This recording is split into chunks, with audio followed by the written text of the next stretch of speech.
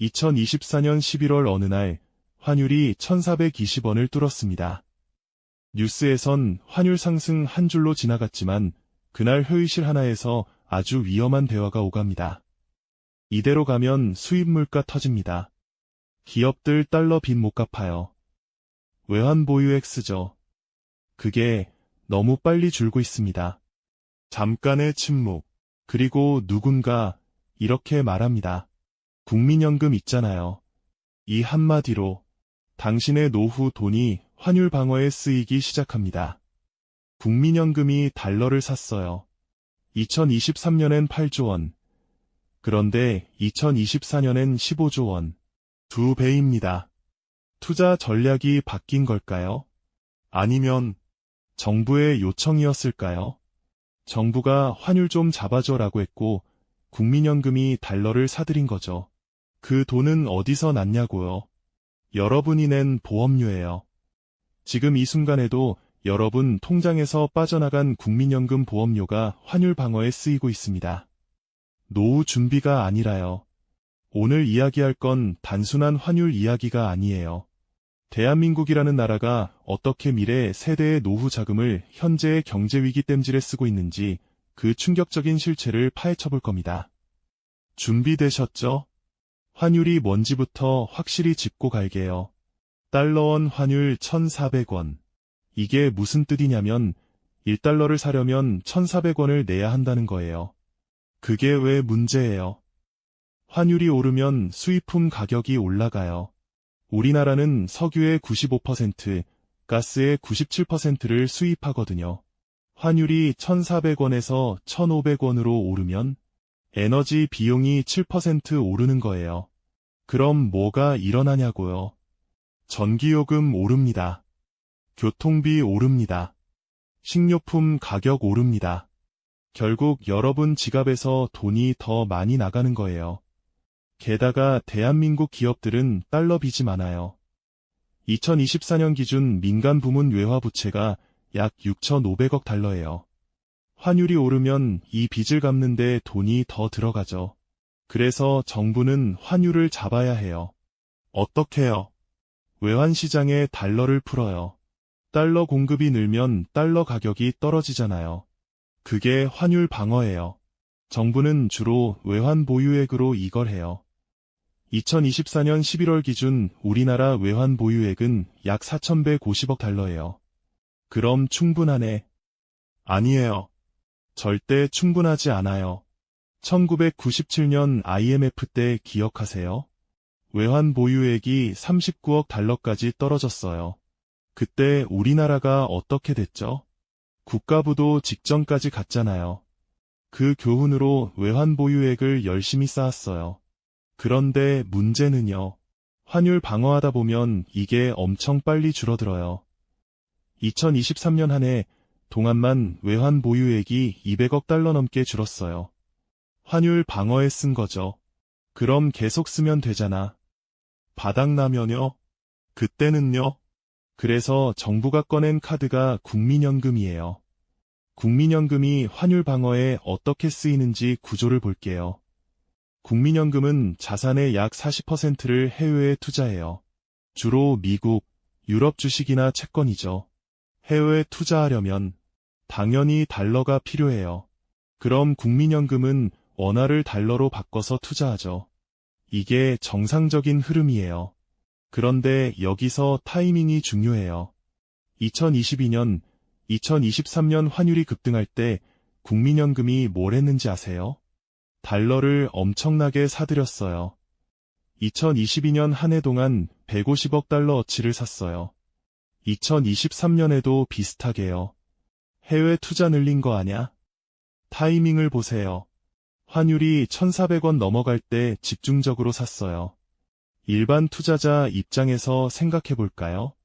환율이 비쌀 때 달러를 사는 게 맞아요? 쌀 때 사는 게 맞아요? 당연히 쌀 때죠. 그런데 국민연금은 비쌀 때 샀어요. 왜요? 정부가 필요했으니까요. 정부 입장에서는요. 환율이 1,400원 넘어가면 시장이 패닉 상태예요. 외환 보유액만으로는 부족해요. 그때 국민연금이 달러를 대량 매수하면 시장에 원화 수요가 생기죠. 환율이 안정되어 결과적으로 국민연금은 손해보는 가격의 달러를 산 거예요. 실제로 2022년 국민연금 해외 투자 수익률이 마이너스 12%였어요.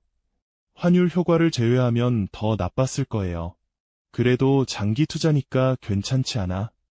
문제는 이게 반복된다는 거예요. 과거 데이터를 볼까요? 2008년 글로벌 금융위기 때예요. 환율이 1,570원까지 치솟았죠. 그때 국민연금이 뭘 했는지 아세요? 해외 주식 투자를 대폭 늘렸어요. 위기 때 싸게 사는 거잖아. 좋은 거 아냐? 타이밍이 문제예요. 환율이 고점일 때 샀어요. 결과는 그해 수익률 마이너스 20%. 2013년 엔화 약세 때도 비슷했어요. 일본 주식 투자를 늘렸는데 타이밍이 최악이었죠. 2020년 코로나 때는요.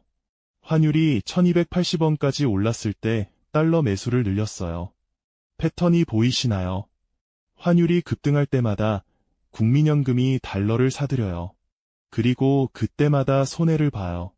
이게 우연일까요? 아니에요. 체계적으로 이루어지고 있는 거예요. 국민연금공단 이사회 구성을 보면요. 정부 추천 인사가 절반이 넘어요.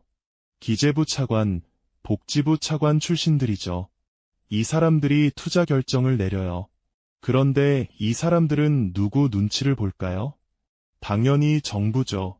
환율 좀 잡아야 하는데 국민연금 해외 투자 좀 늘려줘. 이렇게 되는 거예요. 공식적으로 말하진 않아요. 하지만 암묵적으로요. 결과는요. 국민연금 자산이 환율 방어 수단으로 쓰이는 거죠. 여기서 더 충격적인 사실이 나옵니다. 국민연금이 환율 방어에 쓰이는 게 손해라는 건 정부도 알아요.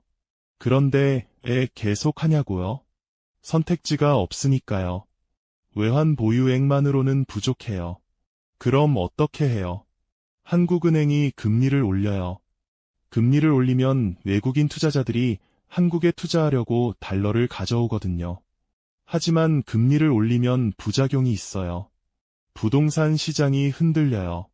기업들이 대출 이자 부담으로 힘들어하죠. 그래서 금리는 최소한으로만 올리고 나머지는 국민연금으로 메우는 거예요. 국민연금은 반발 안 해요. 왜냐고요? 정부가 실질적으로 통제하니까요. 일반 시민들은 몰라요. 국민연금이 해외 투자 늘렸대라는 뉴스만 보죠. 그게 환율 방어용인지는 모르는 거예요. 그리고 여기서 가장 문제는요. 이 손실을 누가 메우냐는 거예요. 2030세대입니다. 국민연금의 손실은 결국 미래 세대가 부담해요. 구조를 보면요. 지금 국민연금을 받는 60대, 70대는 자기가 낸 돈보다 훨씬 많이 받아요. 예를 들어볼까요? 1960년생은 30년 동안 약 5천만 원 냈어요. 그런데 받을 금액은 20년간 약 3억 원이에요. 수익률로 따지면 500%예요. 반면 1990년생은요. 40년 동안 1억 3천만 원 내고 받을 수 있는 건요. 기금이 고갈되니까 삭감될 거예요. 수익률로 따지면 마이너스예요. 그런데 국민연금이 환율 방어로 손실을 보면요. 그 손실은 1990년생, 2000년생이 부담하는 거예요. 왜냐고요? 기금 규모가 줄어들면 미래 지급 능력이 줄어드니까요. 구체적으로 계산해 볼까요? 국민연금이 환율 방어로 1년에 10조 원씩 손해본다고 가정해 봅시다. 10년이면 100조 원이에요. 100조 원이면 뭘 할 수 있냐고요? 기금 고갈 시점을 3년 앞당기는 금액이에요. 2062년에 고갈될 거라고 했죠? 100조 원 손실이 누적되면 2059년에 고갈돼요. 2030세대 입장에서 생각해보세요. 40년 동안 돈 내고 받을 수 있는 기간이 3년 줄어드는 거예요. 이게 공평한가요? 1960년생은 자기가 낸 돈의 6배를 받고 1990년생은 자기가 낸 돈도 못 받는 거예요. 그 차이가 왜 생기냐고요? 정부가 환율 방어에 국민연금을 쓰니까요. 해외 사례를 볼까요? 노르웨이 정부연금기금 이야기예요. 노르웨이는 석유 수익으로 연금기금을 만들었어요. 규모가 약 1조 5천억 달러예요. 세계 최대예요. 이 기금은 정부가 절대 손댈 수 없어요. 법으로 막아놨거든요. 환율 방어, 못 써요. 정부 적자 메우기, 못 써요. 기업 살리기, 못 써요. 오직 수익률 극대화만 생각해요. 결과는요? 1996년 설립 이후 평균 수익률 연 6.1%예요. 한국 국민연금은 5.5%인데요. 0.6% 차이잖아. 규모가 커지면 이 차이가 엄청나요. 1000조 원에서 0.6% 차이면 1년에 6조 원이에요. 10년이면 60조 원, 20년이면 120조 원. 이 돈이면 기금 고갈을 5년은 늦출 수 있어요. 노르웨이는 왜 이렇게 했을까요? 정치인들을 믿지 않으니까요. 정치인들은 단기적 이익을 위해 장기적 자산을 희생시킨다는 걸 알았던 거죠. 그래서 아예 법으로 손 못 대게 만든 거예요. 캐나다도 비슷해요. 캐나다 연금은 정부로부터 완전히 독립돼 있어요. 환율이 아무리 흔들려도 경제가 아무리 어려워도 정부가 개입 못해요. 결과는요? 연평균 수익률 8.2%예요. 한국의 1.5배예요. 싱가포르 GIC도 마찬가지예요. 독립성이 철저히 보장돼 있죠. 이 나라들의 공통점이 뭐냐고요? 국민의 노후 자금은 정부의 도구가 아니다 라는 철학이에요. 한국은요? 국민의 노후 자금은 정부의 비상금이다 예요. 그럼 환율 방어를 아예 하지 말라는 건가요? 아니에요. 환율 방어는 필요해요. 문제는 방법이에요. 환율 방어는 외환 보유액으로 해야 해요. 그게 원래 용도거든요. 외환 보유액이 부족하면요? 금리를 올려야 해요. 아니면 다른 대책을 세워야 하고요. 국민연금을 쓰면 안 돼요. 왜냐고요? 국민연금은 장기 투자 자금이에요. 단기 시장 개입용이 아니에요. 장기 투자 자금을 단기 시장 개입에 쓰면 어떻게 될까요? 타이밍을 놓쳐요. 비쌀 때 사고, 쌀 때 못 사는 거죠. 실제로 2022년 국민연금이 달러를 1,400원대에 샀어요. 그런데 2023년 하반기에는 1,250원대까지 떨어졌죠. 그럼 국민연금은 손해본 거예요. 150원 차이요. 150억 달러를 샀으니까 22조 5천억 원 손실이에요. 이 손실을 누가 메어요? 2030세대예요. 그래도 장기적으로 보면 괜찮지 않아? 아니에요. 이게 반복되면 복리 효과가 깨져요. 투자에서 가장 중요한 게 복리예요. 수익을 재투자해서 눈덩이처럼 불리는 거죠. 그런데 중간중간 손실이 나면 복리 효과가 떨어져요. 예를 들어볼까요? 1,000조 원을 30년 동안 연 6%로 굴리면 5,743조 원이 돼요. 그런데 연 5.5%로 굴리면 4,984조 원이에요. 차이가 759조 원이에요. 이 돈이면요? 기금 고갈을 10년은 늦출 수 있어요. 그런데 정부는 0.5% 차이를 포기하고 환율 방어를 선택한 거예요. 왜요? 지금 당장 급하니까요. 다음 선거가 급하니까요. 미래 세대 문제는 나중 정부가 해결하겠지, 이렇게 생각하는 거죠. 시나리오 하나 그려볼게요. 2026년입니다. 미국 연준이 금리를 다시 올려요. 미국 금리가 5%를 넘어가죠. 그러면 외국인 투자자들이 한국에서 돈을 빼요. 미국에 투자하는 게 더 안전하고 수익도 높으니까요. 환율이 1,500원을 넘어가요. 1,550원, 1,600원. 정부는 패닉에 빠져요. 외환 보유액을 풀기 시작하죠. 한 달 만에 100억 달러가 나가요. 두 달 만에 200억 달러. 외환 보유액이 4천억 달러 밑으로 떨어져요. 시장이 불안해하기 시작해요. 한국 외환 보유액 괜찮아? 이런 기사가 나오죠. 정부는 국민연금한테 전화해요. 달러 좀 더 사줘. 급해. 국민연금은 어쩔 수 없이 달러를 사들여요. 1,600원대예요. 2027년 환율이 안정됐어요. 1,450원대로 떨어졌죠. 다행이다. 위기 넘겼네. 그런데 국민연금은요? 1,600원대에 산 달러가 150원씩 손실이에요. 2028년 또 다른 위기가 와요. 이번엔 중동 전쟁이에요. 유가가 폭등하고 환율이 다시 치솟아요. 정부는 또 국민연금한테 전화해요.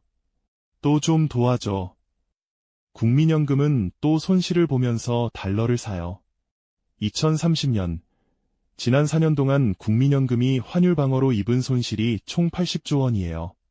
기금 규모가 1,100조 원에서 1,020조 원으로 줄었어요. 그리고 2030년생 김민수 씨가 30살이 됐어요. 김민수 씨는 계산해봐요. 나 65살 되면 연금 받을 수 있을까? 답은 불투명해요. 기금이 예상보다 빨리 줄고 있으니까요. 2035년 정부가 발표해요. 국민연금 개혁이 필요합니다. 보험료를 12%로 올리겠습니다. 현재 9%에서 12%로요. 김민수 씨는 월급 300만 원에서 36만 원을 내야 해요. 지금보다 9만 원 더요. 우리가 더 내야 해요. 정부는 대답 못해요. 기금이 손실을 많이 봤다는 걸 인정할 수 없으니까요. 2040년 김민수 씨는 이제 40살이에요. 10년 동안 더 높은 보험료를 냈죠. 그런데 뉴스가 나와요. 국민연금 기금 고갈 시점 2055년으로 앞당겨져. 원래 2062년이었는데 7년이나 앞당겨진 거예요. 왜냐고요? 지난 20년 동안 환율 방어로 손실이 누적됐으니까요. 김민수 씨는 분노해요. 내가 낸 돈이 환율 방어에 쓰였다고. 그제야 진실이 밝혀져요. 하지만 이미 늦었어요. 2055년 김민수 씨는 이제 55살이에요. 65살까지 10년 남았죠. 그런데 기금이 고갈됐어요. 정부는 발표해요. 연금 지급액을 50% 삭감합니다. 김민수 씨는 25년 동안 1억 5천만 원을 냈어요. 그런데 받을 수 있는 건요? 월 60만 원씩 20년. 총 1억 4,400만 원. 원금도 못 찾는 거예요. 이게 시나리오예요. 하지만 현실이 될 가능성이 높아요. 왜냐고요? 지금 이미 그 방향으로 가고 있으니까요. 대안은 뭐냐고요? 첫째, 국민연금의 독립성을 법으로 보장해야 해요. 정부가 절대 개입 못하게요. 환율 방어든 기업 살리기든 아무것도 못하게요. 노르웨이처럼, 캐나다처럼, 싱가포르처럼요. 둘째, 이사회 구성을 바꿔야 해요. 정부 추천 인사 비율을 줄이고 독립적인 투자 전문가들로 채워야 해요. 셋째, 투자 성과를 투명하게 공개해야 해요. 환율 방어로 얼마 손실봤는지, 정부 압력으로 어떤 투자를 했는지 다 공개하는 거예요. 넷째, 국민연금 손실에 대한 정부 책임을 명확히 해야 해요. 정부가 개입해서 손실이 났으면 정부가 메워야 해요. 미래의 세대한테 떠넘기지 말고요. 다섯째, 환율 방어는 본래 목적에 맞는 수단으로 해야 해요. 외환 보유액을 늘리고 금리를 조정하고 외환 스왑을 활용하고 국민연금을 쓰면 안 돼요. 이게 가능해? 가능해요. 정치적 의지만 있으면요. 문제는 정치인들이 이걸 안 하려고 한다는 거예요. 왜냐고요? 국민연금을 못 쓰면 불편하니까요. 급할 때 쓸 수 있는 비상금이 없어지니까요. 그럼 어떻게 해야 하냐고요? 우리가 압력을 넣어야 해요. 2030세대가 할 수 있는 것들이 있어요. 첫째, 알려야 해요. 주변 사람들한테요. 국민연금이 환율 방어에 쓰인데 우리 손해보고 있대. 친구한테, 동료한테, SNS에요. 많은 사람이 알아야 여론이 형성돼요. 둘째, 투표해야 해요. 국회의원 선거, 대통령 선거 때 후보들한테 물어보세요. 국민연금 독립성 보장할 건가요?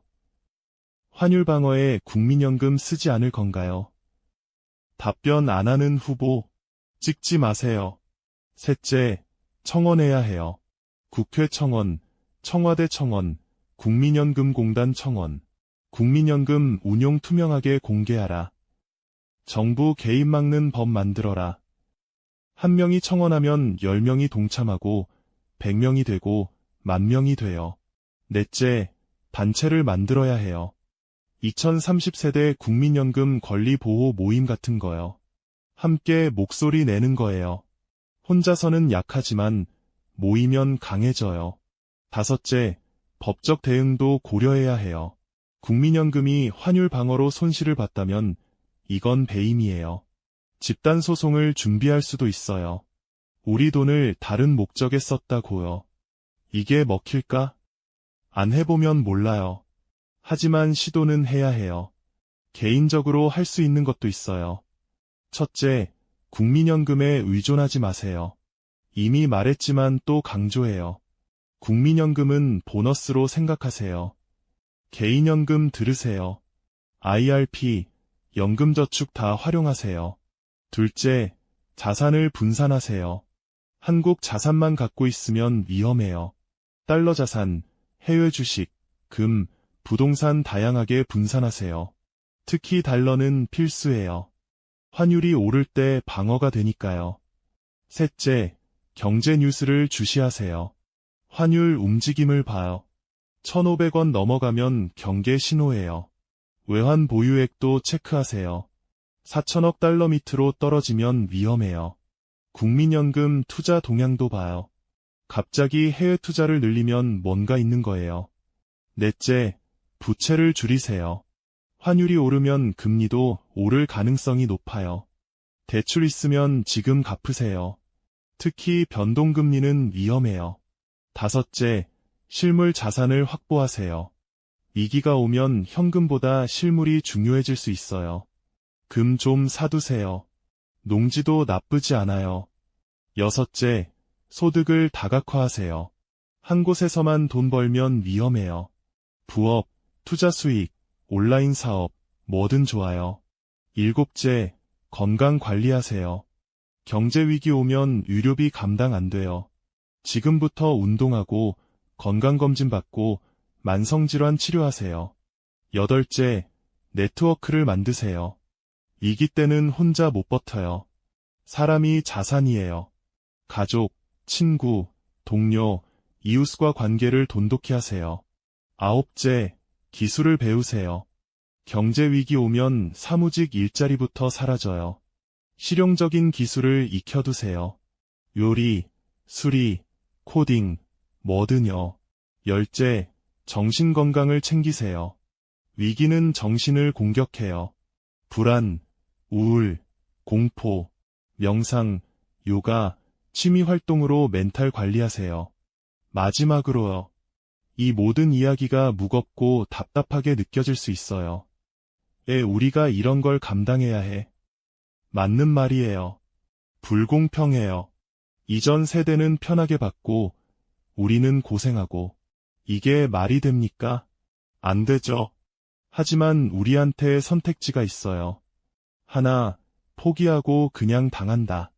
둘, 준비하고 싸운다. 저는 두 번째를 선택하라고 말하고 싶어요. 왜냐고요? 역사를 보면요. 불공평한 시스템은 결국 바뀌었어요. 노예제도도 없어졌어요. 여성 참정권도 생겼어요. 노동자 권리도 확대됐어요. 어떻게요? 사람들이 싸웠으니까요. 국민연금 문제도 마찬가지예요.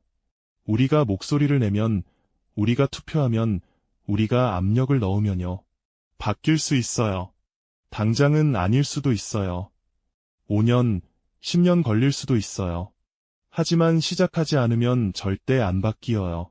그리고 개인적으로 준비하면요. 시스템이 무너져도 우리는 버틸 수 있어요. 2055년, 2060년에 국민연금이 고갈돼도요.